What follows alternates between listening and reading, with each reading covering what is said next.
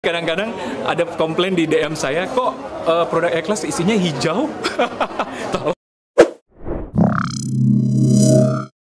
Ujung-ujungnya ada mafia skincare nih, dan banyak masyarakat yang tertipu. Seperti apa sih, Dok? Oke, saya selaku pelaku bisnis juga di industri skincare ya. Memang sekarang lagi heboh yang ada namanya katanya mafia skincare yang lagi di-up sekarang.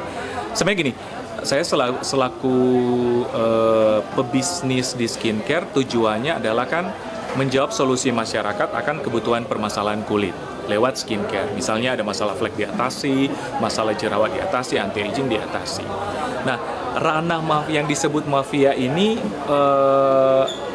saya tidak tahu yang dikontekskan oleh masyarakat seperti apa, tapi dalam saya tidak menyetujui hal-hal yang di luar batas itu.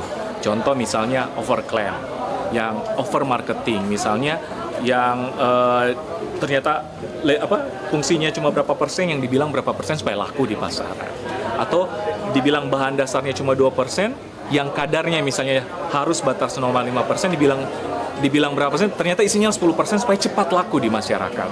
Alhasil si pengusaha semakin kaya, tapi yang jadi korban adalah si masyarakat. Sedangkan kami atau saya pribadi dari dulu berjuang sesuai ranahnya, gitu sebenarnya. Jadi saya sih kalau saya pribadi sih tidak menyetujui akan hal-hal semacam itu untuk shortcut memperkaya diri sendiri, tapi yang jadi korban masyarakat. Dok, berarti dengan adanya terbongkar mafia skincare gini kan cukup ramai juga di TikTok dengan doktif. Saya baru dengar tuh. Ya. Semua. Jadi selain Dr. Richard Lee itu ada teman sekarang. Ya, owner-owner skincare yang ketar-ketir nih, ternyata ada yang produk yang tadi seperti dokter bilang overclaim, tidak sesuai dengan komposisi. Itu cukup membantu juga nggak sih dengan konten-konten doktif gitu? Kalau saya pribadi agak membantu. Apalagi mungkin sebagai pengusaha kita ambil baiknya ya. Mungkin itu sebagai kita anggap audit luar. Ambil hikmahnya supaya kalau memang benar kita sempurnakan. Gentle aja kita sempurnakan, karena memang dalam bisnis kan kita sambil belajar kita akan growth. Apa yang kita tidak tahu lewat ini kita ambil hikmahnya. Dan itu mungkin menjadi juga pelajaran kita sebagai pebisnis skincare. Apalagi mungkin yang backgroundnya, kalau saya dokter mungkin ya, backgroundnya yang memang bukan dokter, yang tidak belajar dengan bisnis skincare. Kadang-kadang kan kita maklon di suatu perusahaan, udah jadi kita main terima aja. Dan ini mungkin menjadi pembelajaran bagi pelaku-pelaku bisnis skincare. Tidak harus dokter ya, saya tidak menyalahkan yang pebisnis harus dokter, enggak. Tapi mungkin lebih aware soal ini. Bener nggak isinya seperti itu? Hasil labnya bener nggak seperti itu? Jadi harus lebih aware. Karena ingat, tujuan kita kan bukan cuma menghasilkan uang, tapi mempertanggungjawabkan kita ke masyarakat, nggak ada Tuhan loh gitu. Itu sih. Tips sendiri dok, kan untuk masyarakat, karena kan masyarakat kan selalu memilihnya kadang-kadang yang murah, iya, yang cepat gitu loh dok. Iya. Butuh juga inovasi nih dok. Setuju. Gitu ya. Mungkin bisa dikasih nih Benar. Nah, yang perlu dinotkan, apalagi masyarakat Indonesia mau yang murah dan cepat putih, iya kan? Mau seperti itu, tapi belum tentu aman. Gitu. Jadi pertama memang periksalah skincare Anda sesuai di jenis kulit dan problem, dan harus terdaftar badan sertifikasi kita, yaitu BPOM.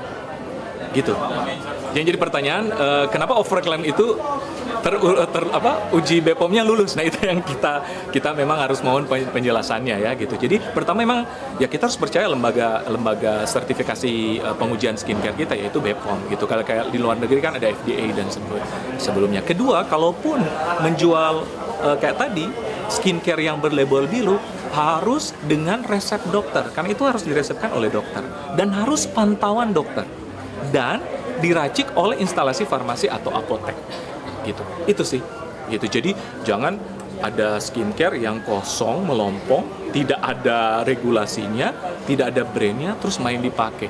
Tapi masyarakat bilang, gila, satu minggu saya langsung putih. Nah, justru itu mungkin yang jadi tanda tanya. Ingat ya, kulit kita beregenerasi tiap 2 minggu sampai sebulan sekali. Mestinya hasilnya kelihatan mulai 2 minggu. Jadi semakin 3 hari langsung putih, semakin tanda tanya sih. Dok, membahas tentang mafia skincare ini, ada permainan nggak sih untuk mafia skincare atau BPOM itu? Sampai sekarang saya sih bukan ranah saya dan bukan kapabilitas saya untuk menghakimi itu. Gitu. Saya, to be honest juga, saya mengapresiasi kerja BPOM di Indonesia, karena Dulu 4-5 tahun lalu saya memulai bisnis skincare, mungkin yang mendaftar skincare per hari cuma ratusan, tapi sekarang katanya udah ribuan per hari. Jadi bisa bayangkan ribetnya BPOM, sakit kepalanya BPOM soal ini. Saya tetap masih mendukung BPOM, tapi mungkin dengan ada kasusnya kayak sekarang, mungkin saya menghimbau instansi-instansi terkait, salah satunya BPOM, untuk lebih aware mungkin ya, untuk lebih aware memperhatikan ini, kok bisa ada skincare yang overclaim, mungkin bisa lulus uji dan sebagainya. Tapi bukan ranah saya untuk menjudge. Gitu. Setuju banget. Saya pelaku industri skincare bersama 2 teman saya tadi udah cukup lama gitu. Dan memang kita dokter, kita belajar juga hal itu. Tapi bukan berarti yang memulai bisnis skincare harus dokter. Pebisnis skincare yang bukan dokter dipersilakan. Tapi dengan banyaknya kejadian-kejadian ini kita ambil hikmah yang positif. Pertama aware. Aware dengan produk yang kita jual harus berani kita pertanggungjawabkan loh. Gitu. Karena di samping kita harus bukan cuma kita terima uang, kita harus pertanggungjawabkan fungsi dan menyehatkan kulit customer kita, bukan malah bikin lebih parah. Itu kan pertanggungjawaban kita ke Tuhan ya, sesuai agama dan kita. Jadi be aware sebelum mungkin maklum ke pabriknya, lihat dulu pabriknya. Bener nggak? Gitu, ada sertifikasi nggak gitu, karena kan pabrik-pabrik ada syaratnya ya, urus-urus. Dan setelah biasanya kan kadang terima jadi nih, ini dikasih pabrik, ini aja yang kamu maklum, ini untuk pemutih, ini paketannya, ya kan, ini untuk jerawat, ini paketannya, ini anti aging, ini paketannya. Oke, karena kita mungkin belum ada pengetahuan itu, mungkinnya sebagai bukan dokter, lihat lagi isinya dan kadarnya, perlu periksa uji lab.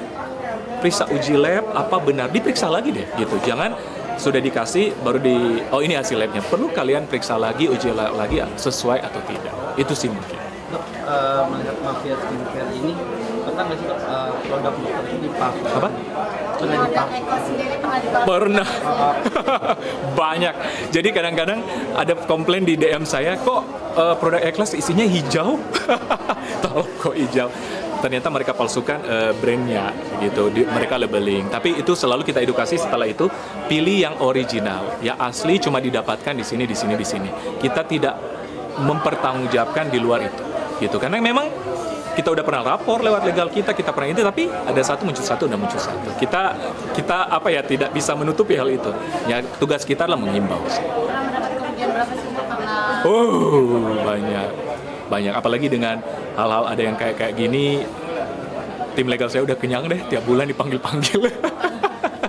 Saya sebenarnya agak diam, teman-teman saya ini agak vokal, cuma waktu kemarin ditawarin saya menyambut baik, karena memang saya ya udah asam garam lah, tiap bulan pasti ada. Dok, terakhir mungkin harapan atau keinginan dokter nih ke depannya untuk dunia perskincare, kan mungkin memang lagi marak banget ya. Iya. Orang pengen bagus, terus sekarang Ada seperti ini. Gimana sih Dok, sebagai mungkin dokter memang basicnya dokter? Benar. Pada di sini kita ingin back to first. Jadi kembali ke awal sih.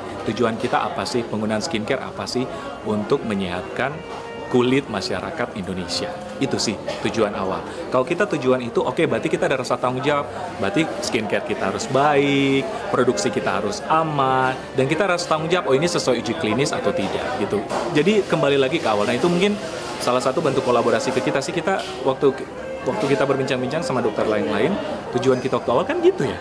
Kok sekarang dengan semakin banyak, sebenarnya sekarang sangat apresiasi sih dengan adanya digital marketing ataupun sosial media, orang gampang untuk bikin skincare dan membantu ekonomi dia, tapi harus bertanggung jawab sih. Itu sih. Terima kasih Dok. Thank you.